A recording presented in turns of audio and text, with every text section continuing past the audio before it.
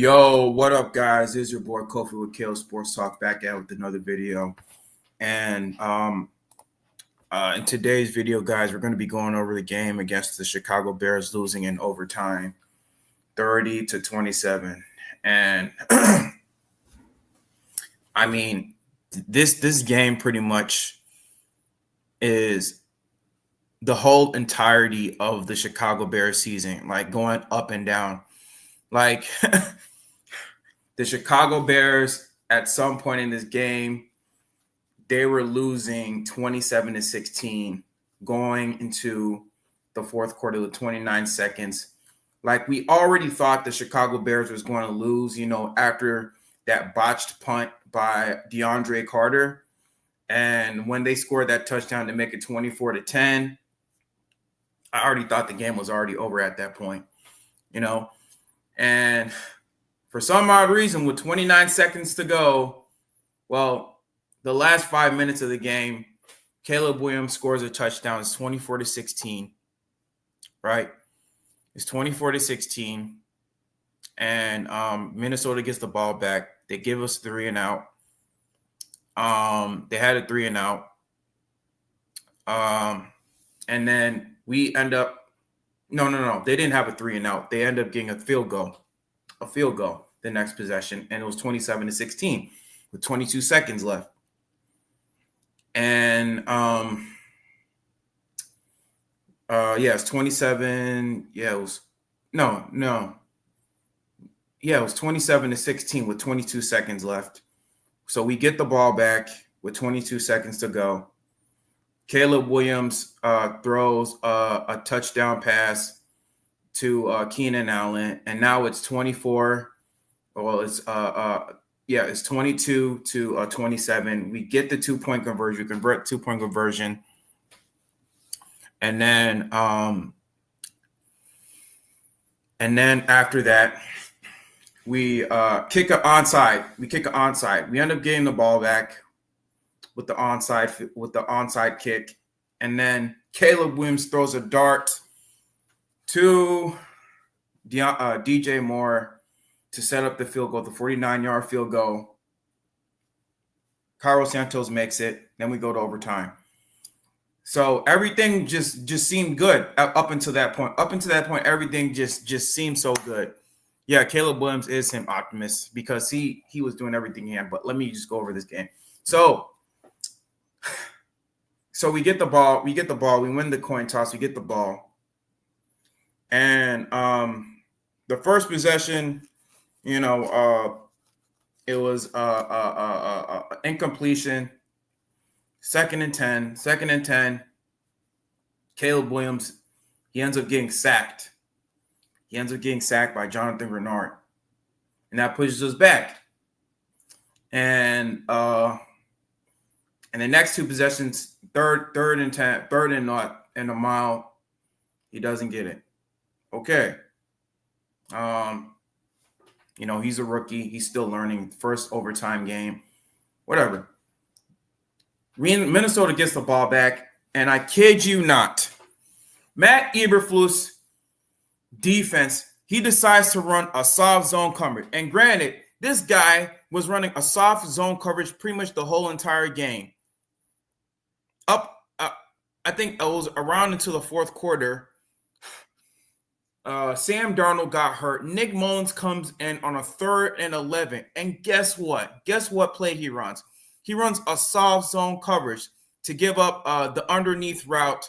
And they end up getting the first down. And guess what? Overtime, he does it again. The whole entire game. The whole entire possession of the Minnesota during the overtime. Just playing soft zone coverages, running cover 0, just giving up all these underneath routes, not trying to blitz him, not blitzing him, not doing anything. And you wonder why this team wants, these players want you to get fired because you're not playing to their strengths. Now, I get it. Some of the players, they deserve blame because Jalen Johnson, he deserves his fair share of the blame by not wrapping up, by not tackling properly. Tremaine Edmonds, He at some point in the game he didn't make a play. I think it was against T.J. Hawkinson or Jordan Addison. Jordan Addison like literally just went off this game. Justin Jefferson didn't really do too much in the game up until toward the end. There was some questionable play calling, like that one DPI call against Jalen Johnson. He literally did not touch him at all, but that's neither here nor there. The problem is this team is not disciplined. We were penalized, I believe, like 8 times for like 90 yards. I mean, if we look at the box score, I mean, our offense was just completely like dissecting this Minnesota's defense. And Minnesota's defense is like top 4. And Caleb Williams was literally slicing and dicing this Minnesota's defense. But and that's the thing with Chicago Bears. Our offense plays well. When our offense plays well, our defense just starts to crap. When we play these good teams, right? Whenever we play a good team, our offense starts to shine and our defense just falls to crap. Our defense shines and our offense just falls to crap. Look, I'm going to read off the time of possession for the Chicago Bears. Okay? Our time of possession was 34 minutes to 24 seconds to their 33 minutes to 26. We had a total almost 400 yards of total offense, passing yards 320 yards, rushing yards 78 yards. Caleb Williams accounted for a third of that, and yards per play 5.5. We had 20 first downs. We were 6 for 17 on third down efficiency, 2 for 3 on fourth down efficiency. And we allowed 3 sacks. But here's this key stat though, the penalties.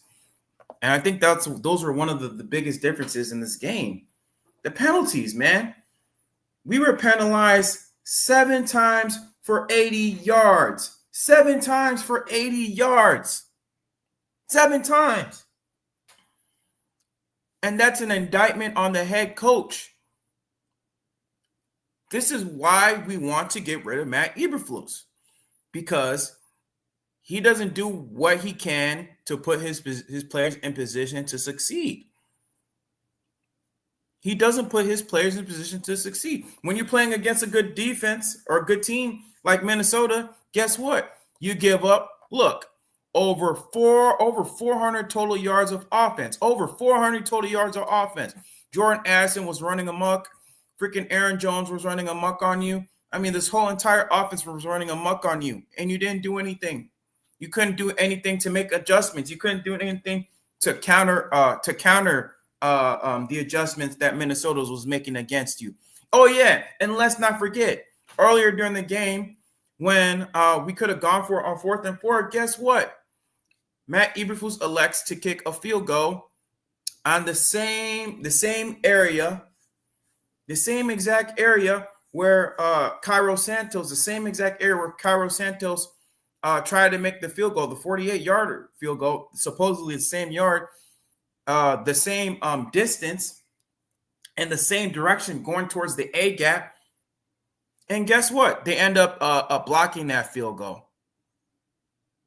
And you're meaning to tell me, Mr. Eberflus, Matt Charles Eberflus, you didn't learn from the last game when your Green Bay Packers blocked your field goal? And you're the one that says 13 yards don't matter when you lost to a Hail Mary against the Washington Commanders. This is why this team needs to let you go. This is why, George McCaskey, you got to grow a pair and get rid of Matt Eberflus, because it's like each game, the Chicago Bears always find a different way to lose. Like, I was watching another content creator's channel. I believe it was Windy City Productions or Windy City Breeze, one of the two. And one thing he was talking about, man, like, I wonder how the Chicago Bears are going to lose again today, because the Chicago Bears are always finding a different way to lose again. Each game, they're always finding a different way to lose. And guess what? We lost on a field goal during overtime when Caleb Williams, right? When Caleb Williams literally was carrying your team the whole entire time. Now, kudos to Thomas Brown, for another great game. I mean, almost 400 total yards of offense against this vaunted Minnesota defense. With Brian Flores' defense, especially Brian Flores, rookies tend to struggle against Brian Flores' defense. He blitzed almost 60% of the time. And this game, I think this was arguably one of his best games. Caleb Williams, this is arguably one of his best games, even in a loss. I think his best game to me, was of course, the Jaguars game. The Jaguars game was his best game because they won that game. Optimist. Yeah, he is him. He is him. He definitely is him. He's clutch. But to score 17 points in the fourth quarter to bring your team down, that your team that literally was down 24-10. It's clutch, man. I don't know how to explain it. This kid is definitely clutch, man. And Caleb Williams shined despite the coaching staff literally holding him back. It's like Matt Eberflus always finds a way to hold him back. And the front office, they have to get this right. They have to get this next head coach hire right. To me, they have to find somebody who's already a head coach, in my opinion, that's really going to help Caleb Williams and his development to take his development to the next level to become a Pro Bowl caliber quarterback. And we definitely need to shore up this offensive line because at times, Braxton Jones, he definitely got beat, at times. And Jonathan Grenard, during that play, he got that sack off of Caleb Williams during overtime. That came from Braxton Jones' side. But, other than that, that to me, he had all day. That's not an excuse because Caleb Williams definitely had all day to throw it. He could have threw it away or he could have had enough opening space to run for it. But like I said, that's neither here nor there. The front office, they need to get rid of Matt Eberflus, and they have to find a head coach that's going to allow Caleb Williams to play his game. Thomas Brown, he did another great game, had another great game. But like I said, man, Caleb Williams is definitely clutch. This kid is clutch, man. 17 fourth quarter points, man, to be able to bring his team down, to be able to bring his team back, who was already down. When it almost looked like the game was already going to be over already at this point. But, to be able to bring it, to go all the way to overtime, all the way to a last second field goal, this game was not Caleb Williams' fault. This is an indictment on the head coach and the coaching staff. Now, granted, yeah, Thomas Brown did good, but we could have done more. To me, there is no moral victories. We still lost, and in this win, people just don't understand. They don't understand. Caleb Williams winning is also part of his development. He also got to learn how to win games. People just don't understand. Some Bears fans just don't understand that winning is also a part of his development. He has to learn how to win games, how to close out games. I know, I get it. Even though his defense is not good, his defense failed him.